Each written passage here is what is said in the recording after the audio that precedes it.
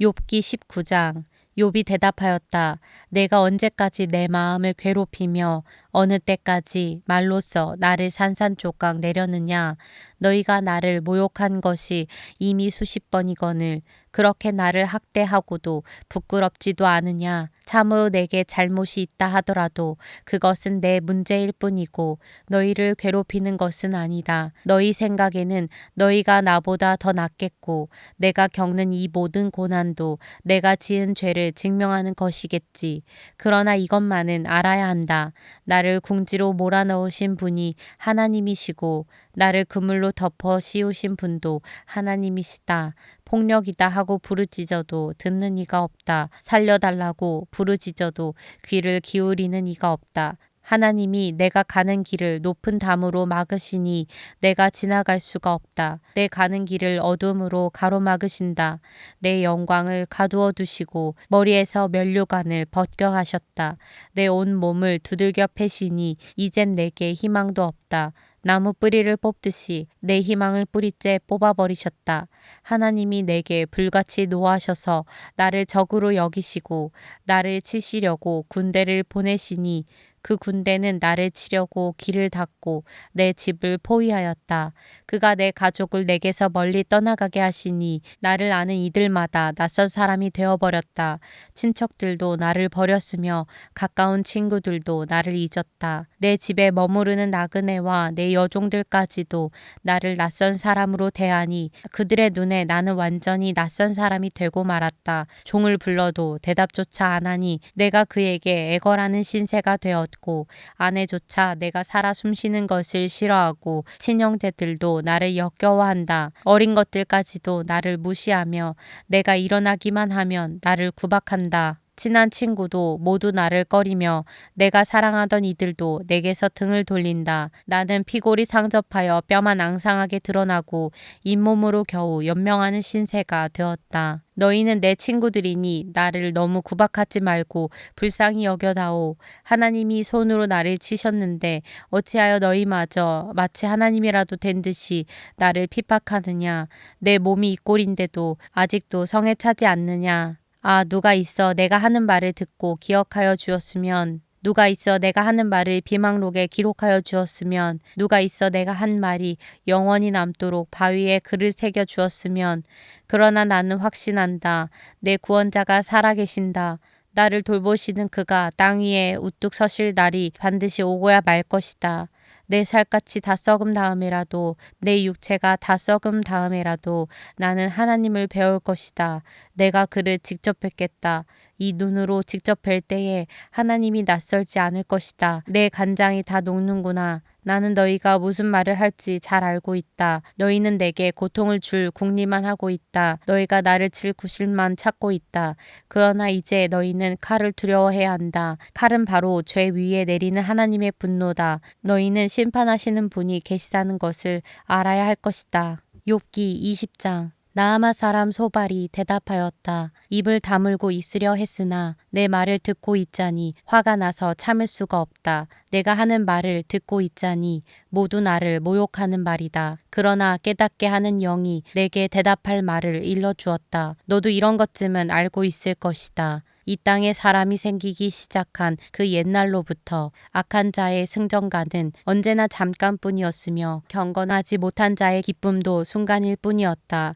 교만이 하늘 높은 줄 모르고 머리가 구름에 닿는 것 같아도 마침내 그도 분토처럼 사라지고 말며 그를 본 적이 있는 사람도 그 교만한 자가 왜 안 보이느냐고 물으리라는 것쯤은 너도 알고 있을 것이다.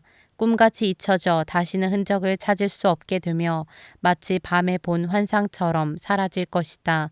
그를 본 적이 있는 사람도 다시는 그를 볼 수 없으며 그가 살던 곳에서도 다시는 그를 볼 수 없을 것이다.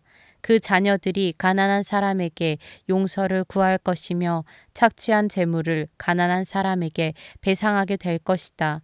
그의 몸에 한때는 젊음이 넘쳤어도 그 젊음은 역시 그와 함께 먼지 속에 눕게 될 것이다. 그가 혀로 악을 맛보니 맛이 좋았다. 그래서 그는 악을 혀 밑에 놓고 그 달콤한 맛을 즐겼다. 그러나 그것이 뱃속으로 내려가서는 쓴맛으로 변해버렸다.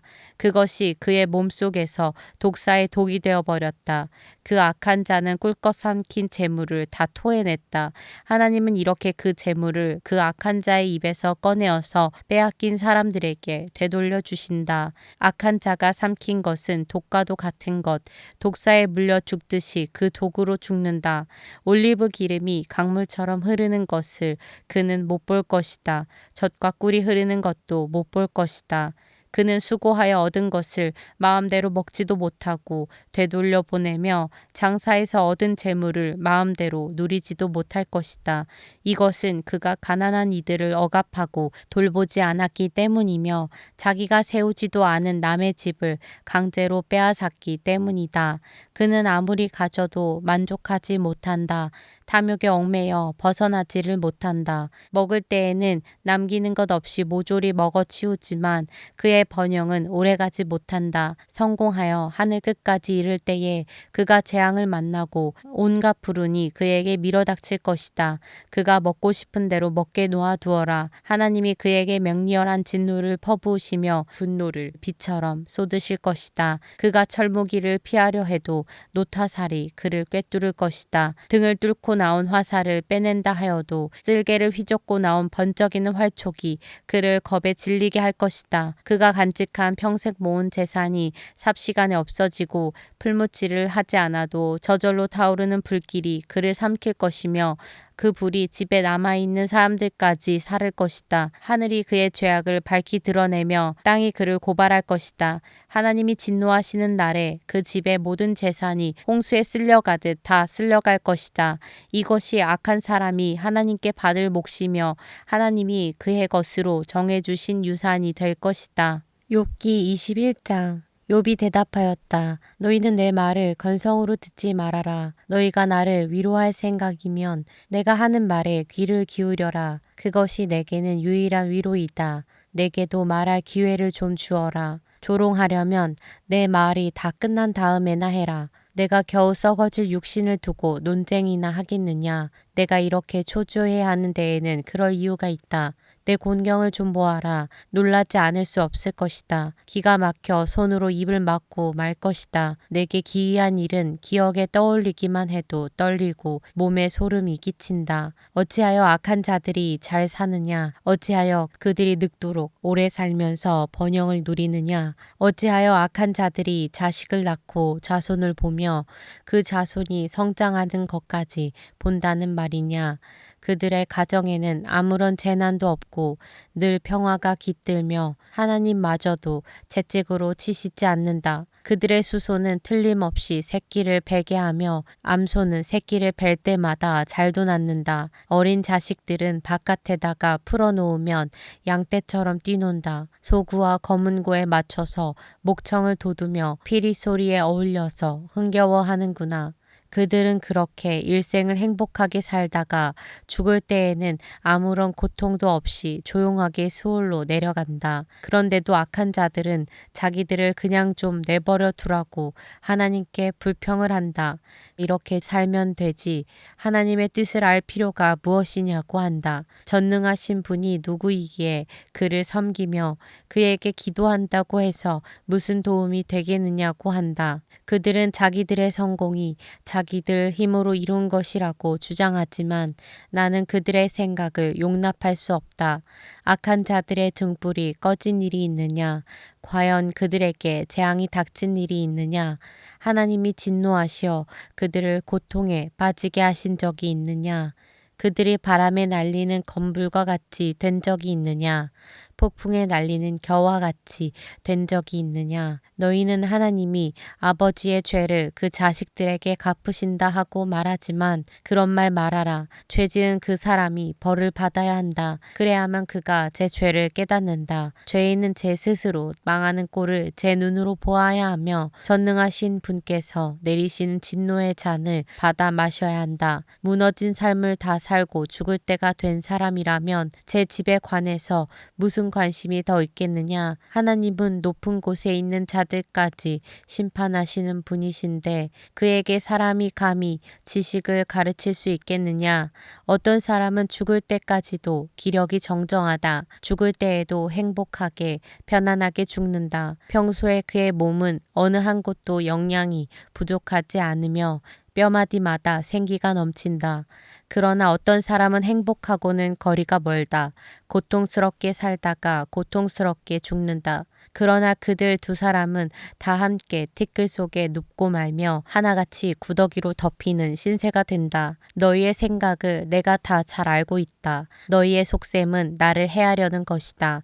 너희의 말이 새도 부리던 자의 집이 어디에 있으며 악한 자가 살던 집이 어디에 있느냐 한다. 너희는 세상을 많이 돌아다닌 견문 넓은 사람들과 말을 해본 일이 없느냐? 너희는 그 여행자들이 하는 말을 알지 못하느냐? 그들이 하는 말을 들어보아라. 하나님이 진노하셔서 재앙을 내리셔도 항상 살아남는 사람은 악한 자라고 한다. 그 악한 자를 꾸짖는 사람도 없고 그가 저지른 대로 징벌하는 이도 없다고 한다.